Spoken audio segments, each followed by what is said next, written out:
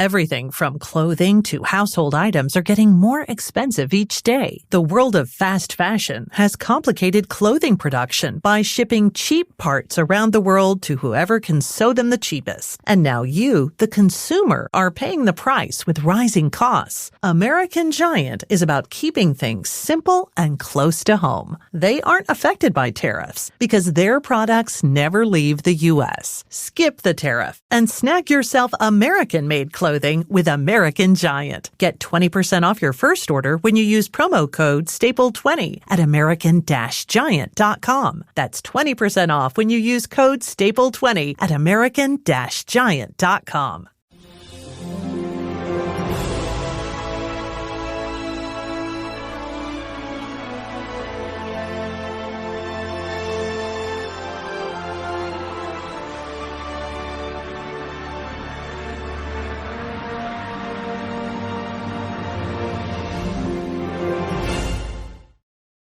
Welcome to Lanterns Live. It's Ralph, and holy smokes, we're here. This is the Green Lantern War Journal, Volume 1, Contagion episode that was supposed to be the final episode of 2024, but circumstances were such that it got delayed and delayed and delayed, which is fine. I was afraid that I was going to have to end up doing this after my review of Green Lantern 19, but luckily that doesn't come out till Wednesday, this coming Wednesday, I believe the 29th. And I'll be back, I promise, in 1 week to cover that. Will is joining me yet again from the Green Lanterns podcast to go over that book with me, and I'm really, really, really excited to talk about that.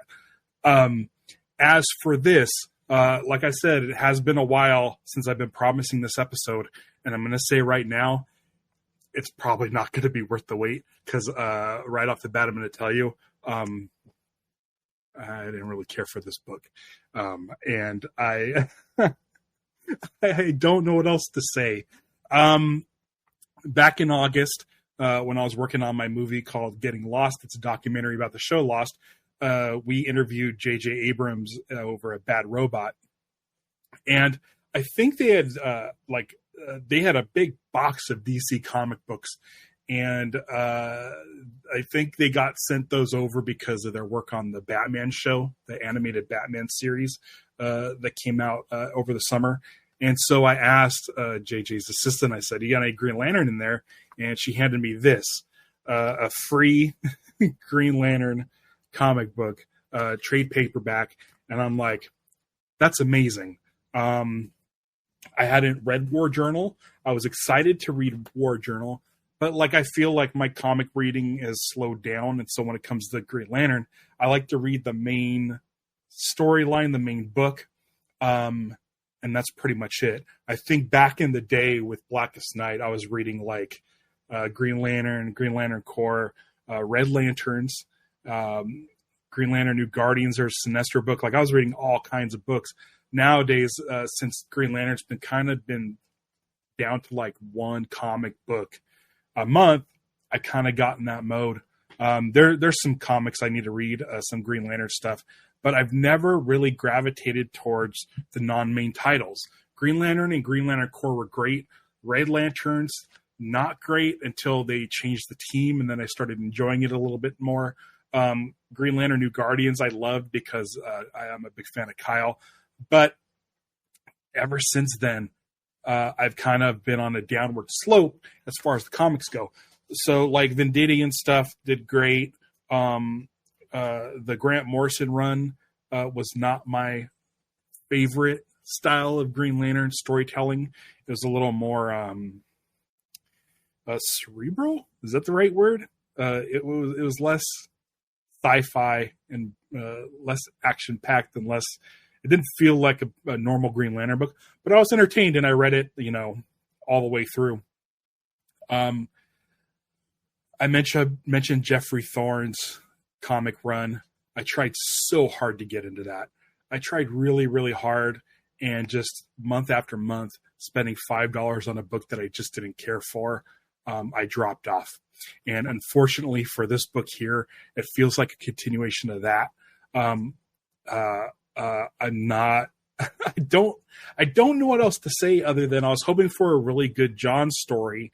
And last month, I decided, you know what, I'm finally going to read this thing. I haven't really heard any reviews on it, good or bad. It just kind of was something that was in my radar, and I got a free copy. So I'm like, it's a free Green Lantern. I might as well read it. So what I did was, back in December, I was at the hospital in the waiting room. My wife went into surgery. She's fine. She's doing good. But I'm like, this is the time where I'm going to sit. I'm going to take this with me. I'm going to sit down and read it in the waiting room, because waiting room doesn't have TV. I don't want to just be on my phone, and I want to be able to make sure that I had my phone handy and in case the doctor called. So I'm like, this is the perfect time. It's quiet. I can sit there and I can read it. I made it about halfway through, and I really enjoyed it. The storyline that I really enjoyed was the fact that there was this alternate universe. And in this alternate universe, John Stewart is like the Green Lantern, which is pretty cool. And I really, really enjoyed that aspect of it. And I thought it was interesting that John didn't need a power ring. Like, he was so powerful that he didn't need a power ring. And he was essentially like this insane, like, savior of the universe that, like, was like almost like a god. Like, everybody knew John Stewart. And meanwhile, here on Earth, our John Stewart has left the Green Lantern Corps, I'm assuming, and it has to do with the United Planets. And I'm like, this all sounds like Geoffrey Thorne stuff that was left over. I kind of know what happened in the Geoffrey Thorne run, but I'm just like, okay, well, this is a book that I feel like will sort of undo anything that Geoffrey Thorne did to the characters. Maybe it'll tie up some loose ends, and it might be a fun book to get things, watch things get back on track. And the concept was fine. John Stewart's living at home with his mom, and he is no longer a Green Lantern. And he tells his mom, listen, I'm no longer a Green Lantern. We'll all see it on Wednesday. If you just showed up, dude, I just don't care for this book. I don't like it. Because what I found interesting was that there's this Shepherd. There's a Green Lantern named Shepherd who, like, knows the John Stewart in this other dimension. And John Stewart is a legend. He's a god, and he's like the most powerful thing. And I'm like, oh, cool. He comes to our Earth and sees that John Stewart isn't even a Green Lantern. He's just a guy. And I found that really interesting. And the bad guy, the Baron, I thought was cool. I like the idea of this person that essentially was going to want to go around to other dimensions or different versions of Earth in the multiverse and go take out John Stewart's everywhere. So I'm like, this is cool. This being that's able to, like, take out the main actual godlike John Stewart is coming to Earth to take out, like, Earth John Stewart. I'm like, this is really, really fun. I got to a point while I think about halfway through while I was at the hospital reading this, where I'm just like, okay, this seems like a good time to put it down. And I put it down. And then throughout the last, month and a half, I would pick it up and read a little bit more. And it just didn't capture my imagination. It wasn't floating my boat. This stuff with Steel.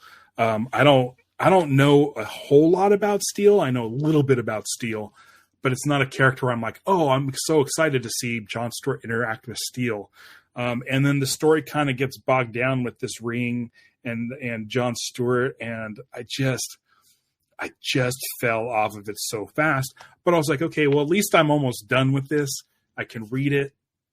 I could talk about it here and just be done with it, not realizing, I mean, obviously it says volume 1. It says volume 1 right there on the spine. And it doesn't say volume 1 on the spine. Where does it say volume 1? It does say volume. It's right on the back too. Anyway, when I finished it, I was like, I don't know if I want to read another volume of this. I really don't.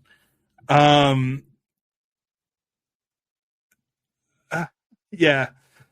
Will says it's not the greatest, and by the end, it had stuff I truly looked at sideways. Yeah, I'm here on volume 1. I don't think if it gets worse than volume 1, I don't know if you'll see a volume 2 be covered on this channel. Will also says it started off strong. I love the start with John and his relationship with his mom. Again, I thought that was great. Back in the 90s, Green Lantern Volume 3, Hal Jordan was like not Green Lantern. Guy Gardner was in the Justice League. And it's always interesting to see a Green Lantern who's not a Green Lantern. These sort of just men or women who are like former soldiers. Like they've seen the craziest shit that the universe has to offer, yet they come home, take off the ring, and try to go about their life, normally. So seeing John with his mom and stuff, I found that really interesting. What I didn't find interesting is John creating a construct of Ellie, and it seems too super powered. And I know I should probably read the full story to see what that's like, but popping open, I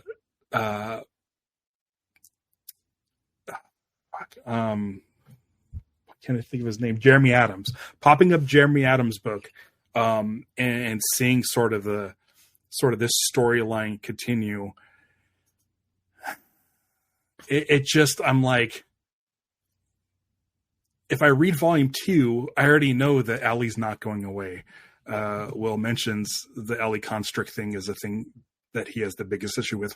Yeah, I don't like the introduction of new powers. Again, back in the 90s, Guy Gardner would make a construct of a scantily clad woman to give him a back rub.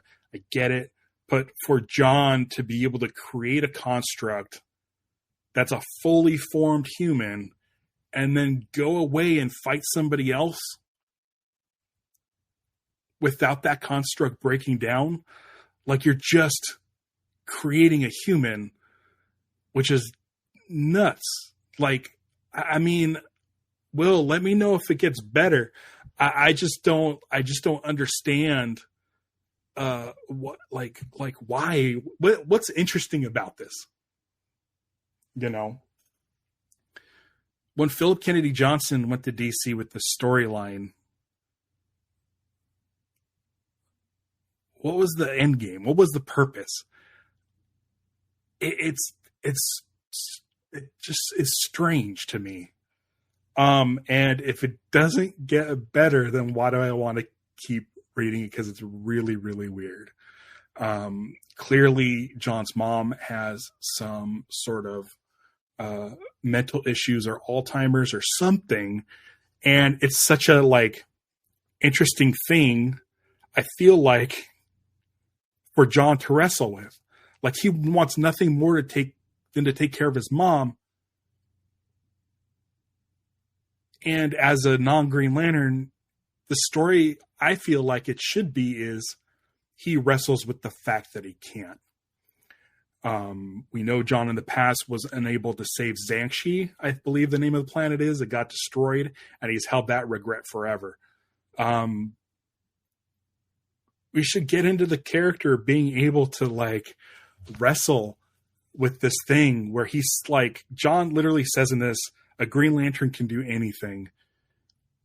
But creating a kid, a fully fleshed, formed kid that he doesn't have to concentrate with his willpower to maintain, to keep that up, it's not dramatic. If he can just create a kid, and a Green Lantern can do anything, then who cares? Why am I reading this? Why would I want to read a book where the protagonist can do anything. Because I'm looking for drama. I'm looking for fun. When I read something, I want to be like, how is this guy going to get out of this situation? He told his grandmother he was not going to leave, and he is no longer a Green Lantern. He is not going to leave. He promised her. So why isn't the conflict John, who finds out about this, galactic menace, Varen, that he has to go to save the universe, even though he promised his grandma or his mom he wouldn't? Like, that should be the conflict, not, I'm just going to take off anyway, Mom. I told you I wasn't. I'm out of here. Here's a kid that I can fully form, and we're all good here. You guys hang out, babysit each other while I go save the universe, even though I literally told you since issue 1 I wasn't going to do. So I don't understand any of this. And I want to. I like John Stewart as a character, but this story is not helping John at all. I just don't get it. I don't get it. And I don't know if reading volume 2 is going to help me at all. Maybe I should give it a fair shake, but at the same time, like, you got to grab me. Like, you had me in the first couple issues. Like, I was ready to go. I was on board with Shepard, Baron, this idea of this multiverse where John is like the shit. John is like the big deal. And our John isn't that. How in the world can he possibly defeat this menace while also doing what he told his mom or his grandma? It's his grandma. Like, it just, I don't get it. I just don't get it. So Will says that the further he's gone back after reading this story and thinking about it and looking at it, he says the less he likes it. So I don't know if I could continue. I feel like there's a world in which, like, every Lantern podcast is going to have their own POV. Will and I both share a love for Kyle Rayner. I know, like, Dan over at Mosaic Comics loves John Stewart and Mosaic Comics, the Mosaic, Green Lantern Mosaic issues and stuff. Lantern Cast has their guys. Blagaoa likes white people. Yeah, I said it. I don't care. Fucking come at me. But here's the thing. Like, I feel like I should probably give it a fair shake. This was a gift that someone gave to me. So so far I put no money into this. Maybe I'll check out volume 2, but I'm going to let you know right now, it's going to be a while before I actually get to it, read it, and review it on the show. But I will be back in 6 days to cover Green Lantern 19. Fernando Pasarin's doing the art on that. Jeremy Adams continuing his story. And where we left off last time, it sounded like we were finally wrapping up all the stuff that involved this, all the stuff that involved Jeffrey Thorne's run. It really sounds like this is the start of something new. It's Jeremy Adams, the first 18 issues with all the crossover stuff he had to get through.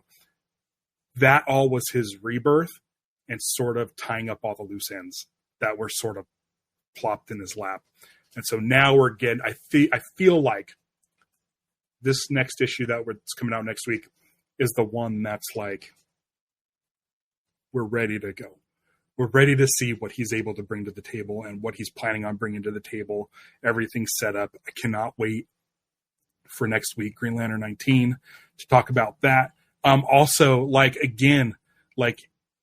head over to Green Lantern's podcast. Will has been covering the Lantern series, more specifically leaked story concepts. for each episode. So check those out. I'm not going to be covering anything that's not I'm not going to cover any story stuff over here. But if we get new images of Kyle Chandler and Aaron Pierre as Green Lanterns, I'm sure doing that. I'm jumping on. If we get any sort of official, like a press release or a story synopsis that's official, I'll definitely cover that. If we get more images of Guy Gardner from Superman, I'll be covering that. But for the most part, I'll be here at the drop of a hat as soon as we get any sort of Green Lantern news that's sanctioned by WB, Max, or DC, or whoever.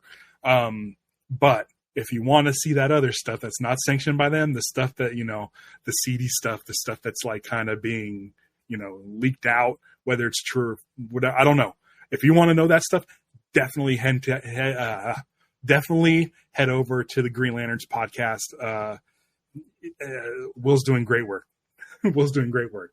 So you're going to get your Green Lantern fill. I'm very excited about all the Green Lantern stuff coming, especially the book, the Jeremy Adams book, because